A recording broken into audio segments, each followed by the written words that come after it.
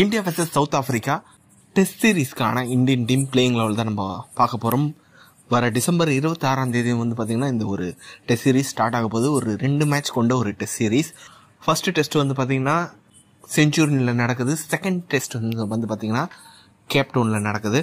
Okay, first of all வந்து பார்த்தீங்கன்னா ஸ்குவாடில் ஏற்கனவே ருத்துராஜ் கைக்வாட் வந்து பார்த்தீங்கன்னா இன்ஜுரினால வெளியில் போயிட்டாரு. அவருக்கு ரீப்ளேஸ்மெண்ட் இன்னும் அறிவிக்கலை.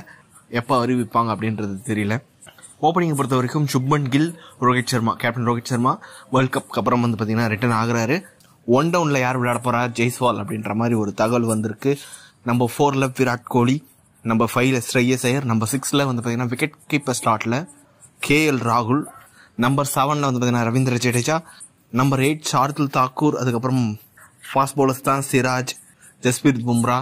அதுக்கப்புறம் வந்து பார்த்தீங்கன்னா 11th ஸ்பாட்டில் ஒரு காம்படிஷன் இருக்குது. ஏன்னா முகமது ஷமி இந்த ஒரு சீரீஸில் வந்து பார்த்தீங்கன்னா அவைலபிளாக இல்லை அப்படின்ற போது முகேஷ் குமார், பிரசித் கிருஷ்ணா 2 பேரில் வந்து பார்த்தீங்கன்னா யாருன்னா ஒருத்தர் விளையாடுவாங்க. என்னை பொறுத்த வரைக்கும் பிரசித் கிருஷ்ணா ஒரு நல்ல ஒரு சாய்ஸாக இருப்பார் அப்படின்ற மாதிரி தோணுது. ரெட் பால் கிரிக்கெட்டில் நல்ல ரெக்கார்டு இருக்குது, முகேஷ் குமாருக்கும் இருக்குது.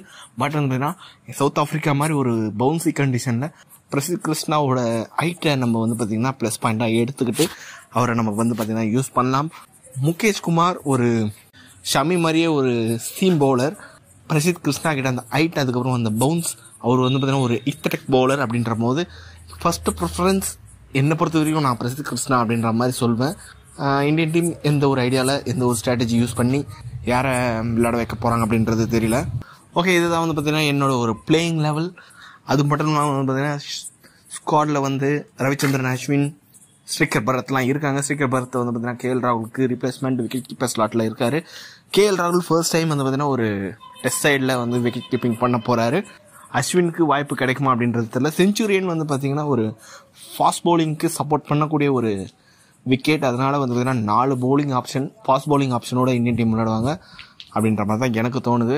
ஏன்னா சவுத் ஆஃப்ரிக்காவில் எல்லாமே ஃபாஸ்ட் பவுலிங் சப்போர்ட்டான ஒரு கிரவுண்டு தானே அப்படின்னு கேட்காதீங்க. செஞ்சுரியன் மோஸ்ட்டாக வந்து பார்த்தீங்கன்னா ஃபாஸ்ட் பவுலர்ஸ்க்கு நல்ல அசிஸ்ட் இருக்கும், அதனால சொல்கிறேன். ஓகே, இந்த வீடியோ பிடிச்சிருந்தா லைக் பண்ணுங்கள், ஷேர் பண்ணுங்கள், நம்ம சேனல் மறக்காமல் சப்ஸ்கிரைப் பண்ணி வச்சுக்கோங்க.